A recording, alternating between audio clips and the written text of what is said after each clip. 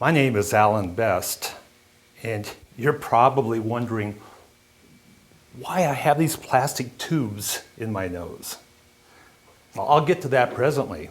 The reason I'm here today to speak to you is because I think my personal story has some parallels about our national and, frankly, international discussion about climate change. I'm here also to make the case for a revenue-neutral carbon fee on our global emissions. I'm going to explain how I think that argument can be made to the general public, and I'm going to ask you to be part of the engagement, part of the grassroots effort to make this case. Now, I didn't always have plastic tubes up my nose. 20 years ago, just 20 years ago, I was scampering up mountains every opportunity. Yeah, on Memorial Day or Labor Day weekend, you could be guaranteed I'd be up there. I climbed, well more than 30 of the 14ers, and I climbed a lot of the 13,000 foot peaks. Anybody know the highest peak in the Gore Range? Powell, Mount Powell, 13,534 feet. I climbed it 5 times on skis once. Now, does that make me a really great mountain climber? No. Some of you may well have done more than I ever did. I'm not trying to say that I was something that I was not, but here's the point. I got up there. I spent a lot of time above tree line. And frankly, except for a few hair-raising moments with lightning, I enjoyed every minute of it. Back then, I also smoked a lot of cigarettes, tobacco. Like Mark Twain, I was always quitting. Then there'd be some emergency. I'd have a story that had to get done, a burning issue, a deadline, and the typewriter and then the computer wouldn't work. Nothing would come out until, in desperation, I would go to a drugstore and get a pack of Camels, first the unfiltered and then the filtered and then the lights as I got older. I'd have 1 or 2, and voila, the magic. The words would start flowing, the story would get written, the deadline would get met, the public would be informed about this great issue of the day, and all would be wonderful with the world except the next day. The next day I would want to have 3 or 4 cigarettes. The day after that, 6 or 7. Within a week, I would be back to my pack-a-day habit. This went on far too many years until I quit for good. That was in February of 1997. And I thought I had quit in time. I was still going up mountains, climbing Vail Mountain under the stars. And this mountain, this photograph taken by me was 6 months after I quit, in July of 1997. Does anybody know where this photograph was taken? Just shout it out. Anybody see an interstate highway in there? Yeah. Vail? Where? Vail? That's exactly right. This was taken in Vail, looking down on West Vail. Mount of the Holy Cross would be back over here. And over here would be the Vail Mountain ski area. So you're looking across the valley at Bald Mountain. I was in the newspapering business in the Vail area back then, and one year I played a prank. I reported a story that had Christo visiting Vail on a ski vacation. So he's at the top of Vail Mountain, and he asks somebody, he says, "What is the name of that mountain across the valley?" And he's told that it's Bald Mountain, and he pauses and thinks for a bit and says, "I think I shall return and create a plastic toupee for Bald Mountain." Well, we had fun sometimes. If you look at this photo, it's July 1997, not an abnormal snow year. The cornice is pretty large. It looks like he's out on the edge of the cornice, right? Well, that's kind of the theme of my talk here. I was out on the edge with my tobacco habit. And we, as a civilization, are out on the edge with our carbon habit.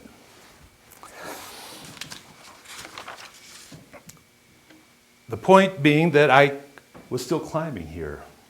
I was still climbing. And I kept climbing for a number of years after I quit smoking. But then every year it got harder and harder. Instead of 14,000 feet where I would get winded, it would be 13,000 feet and then 12,000 feet. In July of 2000, I was in the Sangre de Cristos, climbing Mount Challenger and then up and around and Kit Carson. I was above tree line for 12 hours. At the end of that, we were coming back down past Willow Lake to our campsite, and I got confused. I said, the route goes that way. Everybody else in my party said, no, the route goes that way. That was not like me to get confused, and it was happening more and more. Finally, the doctors did the tests that revealed that instead of me suffering from hypochondria, I was suffering from hypoxia.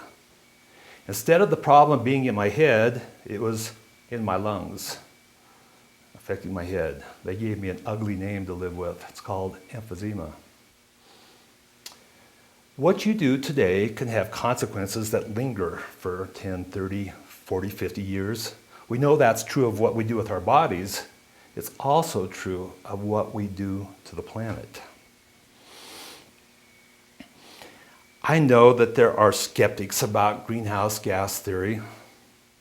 Now, Freeman Dyson is one of the most prominent of the scientists that has some doubts. Then there's the Wall Street Journal. I read it every day. And if there's going to be any doubts whatsoever, you will see them flagged in the editorial pages of the Wall Street Journal. But here's one thing I've noticed about the Wall Street Journal. They bring out these sharp knives to quibble about things on the edge. They never get into the interior of the theory. I don't think they can. Instead, what I find, what I see, is a growing body of evidence that says, yes, this theory explains a lot of what we're measuring around the globe. It seems to hold together. Looking at the evidence, the thing that concerns me most is the Arctic sea ice. It's vanishing before our very eyes, and more rapidly than what climate scientists had said in their climate models. They said 2050, we think it'll be ice-free in summer. Now they're saying 2030. Who knows? Maybe earlier than that. Sea level rise, 3 millimeters per year in this century. Last winter, the warmest ever around the globe, ever recorded.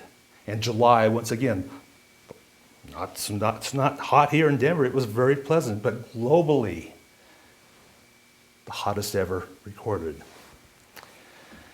Yes, we are accelerating our emissions. Right now, in the last 2 centuries, we've increased the carbon content of the atmosphere, the CO2 concentrations, by 35 parts per million, the first 2 centuries of the Industrial Revolution. During my lifetime, 85 parts per million. The math on that, once again, 2 centuries, 35 parts per million, 1 lifetime, 85 parts per million, which takes us to 400 parts per million. And at the rate we're going, just 15 to 25 years, we will most certainly be at 450 parts per million. Now, why is 450 parts per million important? We hope it's not. We really hope it's not. But here's what concerns me, is that all along, climate scientists have said, well, we think the atmosphere can absorb up to about 450 parts per million, and after that, we don't know. Feedback loops, there's a lot of reasons to be concerned. Basically, all bets are off. Things could get wild and woolly. There could be a lot of climate disruption. Yes, I think it's important to acknowledge that we are making progress. We are doing things. One small example, our solar PV prices have come down, adoption has gone up, we're doubling in deployment per year in the last few years. That's huge. Keeps on up.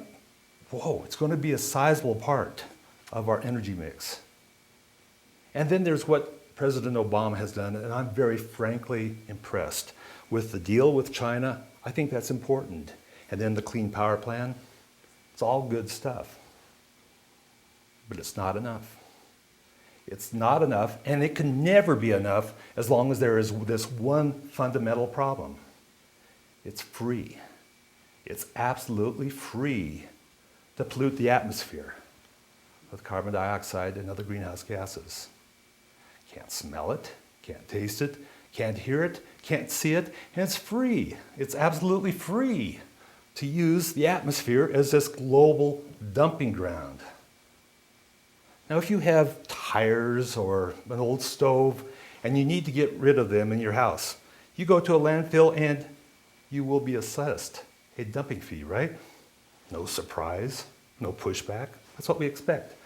But with greenhouse gas emissions, it's like the guy who has an old refrigerator and he puts it on the back of his pickup truck. He drives out some dusty country road, maybe a BLM road, and when nobody's looking, he pushes it off and it tumbles down to the creek below, and it's free, just like the way we're treating the atmosphere. What we need is a way that recognizes the risk posed to civilization, the cost. We need a carbon fee assessed on this global atmospheric dumping. With a fee proportionate to the risk, we create an incentive for the marketplace to begin creating cleaner ways to generate our electricity, to heat our buildings, to power our transportation. Right now, carbon fuels enjoy an advantage because there's no level playing field here. It's free to pollute the atmosphere. Economists like a carbon tax. Almost all of them, they say this is the most efficient, effective way to create an incentive for change. With it, we might not need subsidies for wind and solar, because after all, once again, there's a leveler playing field. We wouldn't necessarily have to tell power plant operators, thou shalt not. Instead, we tell the marketplace, here is the cost. Now you figure out the solution. It creates an incentive for change. Will it produce more wind and solar? I would think so. Once again, a level playing field. Now there's a book by a Chinese American by the name of Shi-Ling Su, The Case for a Carbon Tax. It's a very good book, I think.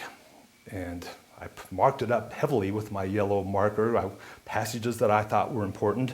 One of the most important ones in this book is where he talks about what is the role of government. He says, government should not be in the business of picking winners in energy. He says, it should be in the business of recognizing risk and costs and assigning fees based on that recognition. But here's another reason to like a carbon tax.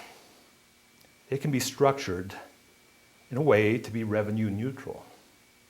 In other words, for every dollar that the US Treasury gains in a carbon fee, other taxes can be lowered.